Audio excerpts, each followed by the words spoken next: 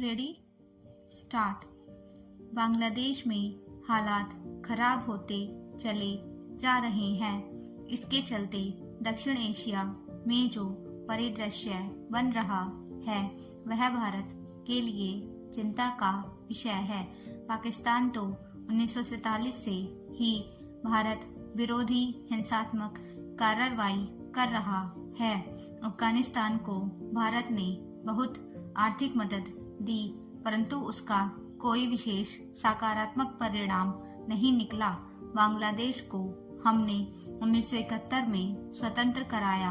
शेख हसीना के कार्यकाल में ऐसा लगा कि हमारी पूर्वोत्तर की सीमाएं अब सुरक्षित रहेंगी और इस पड़ोसी देश से अच्छे संबंध बने रहेंगे, परंतु यह अध्याय भी 5 अगस्त 2024 को समाप्त हो गया, जब बांग्लादेश में तख्तापलट हो गया और शेख हसीना को भारत में शरण लेनी पड़ी। बांग्लादेश में सरकार विरोधी आंदोलन की अगुवाई जमाते इस्लामी, हिजबुत तहरीर और बांग्लादेश नेशनलिस्ट पार्टी के अलावा कई इस्लामी संगठन कर रहे थे। अमेरिका का एक प्रभावी वर्ग भी आंदोलनकारियों का समर्थन कर रहा था। लगता है हमारी खुफिया एजेंसी को इस षड्यंत्र की भनक नहीं लगी।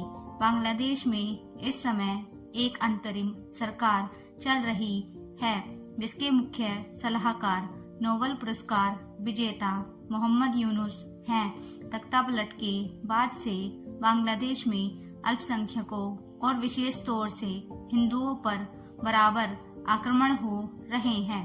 मंदिरों को तोड़ा जा रहा है, संतों को प्रताड़ित किया जा रहा है, हिंदू अधिकारियों को इस्तीफा देने के लिए मजबूर किया जा रहा है, महिलाओं का उत्पीड़न हो रहा है, उनके घरों में लूटपाट हो रही है। भारत के विदेश मंत्रालय के अनुसार 8 दिसंबर तक हिंदुओं और अन्य अल्पसंख्यकों के विरुद्ध 2200 हिंसात्मक घटनाएं हो चुकी हैं। इनमें हिंदुओं की हत्याएं भी शामिल हैं। बांग्लादेश सरकार का ध्यान जब इन घटनाओं की ओर आकर्षित किया जाता है तो यह दलील देती है कि यह हमारी आंतरिक मामला है और घटनाएं सांप्रदायिक नहीं बल्कि राजनीतिक है।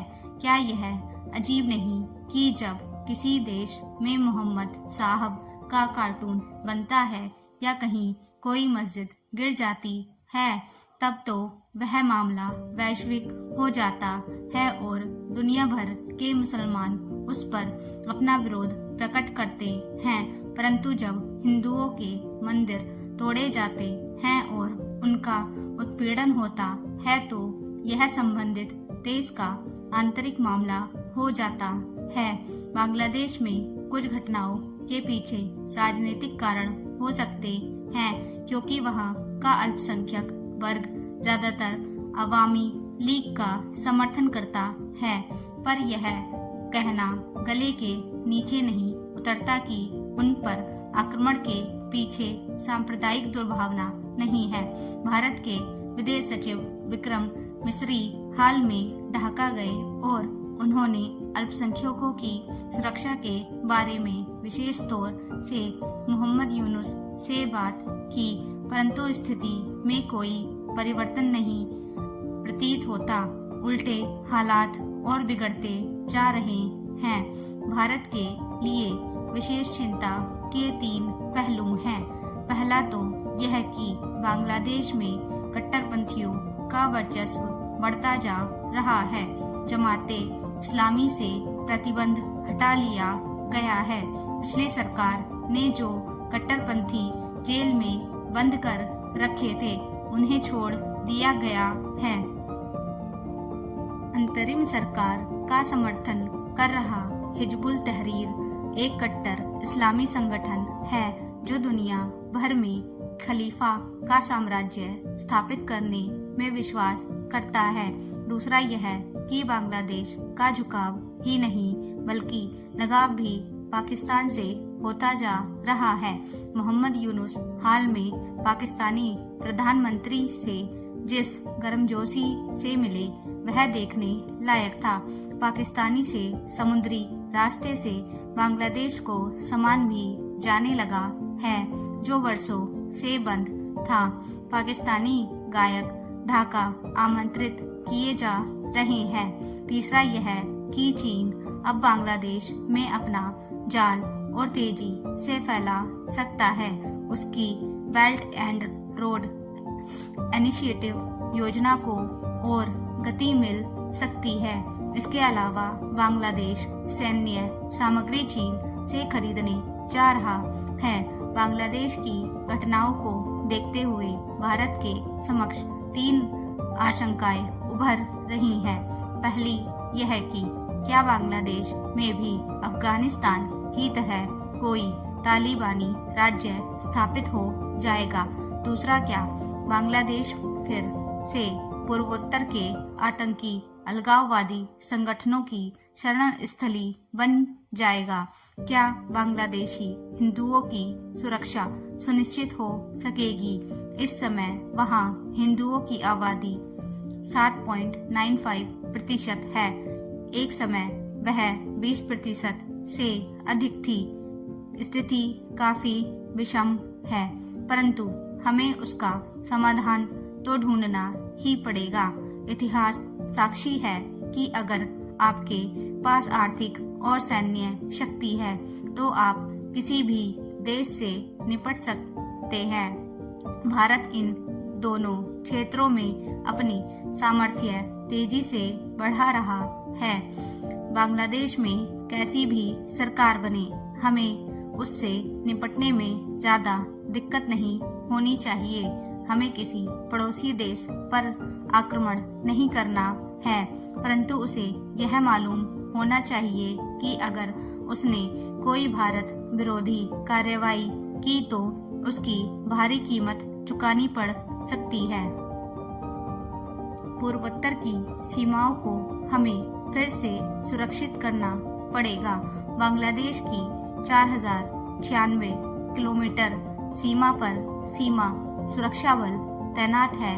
उसे अपनी ड्यूटी और मुस्तैदी से करनी पड़ेगी। हिंदुओं की सुरक्षा के लिए हमें बांग्लादेश पर अंतर्राष्ट्रीय दबाव बनाना पड़ेगा।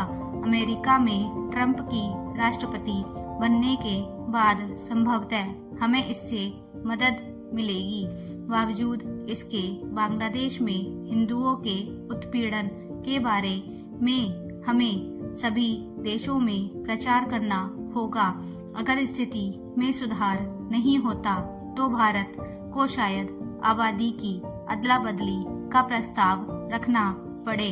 वर्ष 2000 में सामने आई माधव गोडबोले कमेटी की रिपोर्ट के अनुसार भारत में करीब 1.5 करोड़ बांग्लादेशी अवैध रूप से रह रहे हैं। वर्तमान में यह संख्या 3-4 करोड़ हो सकती है। बांग्लादेश की अर्थव्यवस्था लड़खड़ा रही है।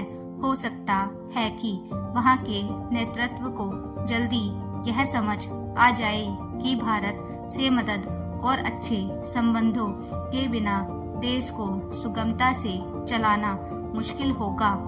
यह आशा की जानी चाहिए कि बांग्लादेश सही रास्ते पर आ जाएगा, लेकिन हमें प्रतिकूल परिस्थितियों के लिए यह भी तैयार रहना पड़ेगा। प्रधानमंत्री की ओर से केन बेतवा नदियों को जोड़ने की परियोजना का शिलान्यास एक महत्वाकांक्षी परियोजना को गति प्रदान करना है।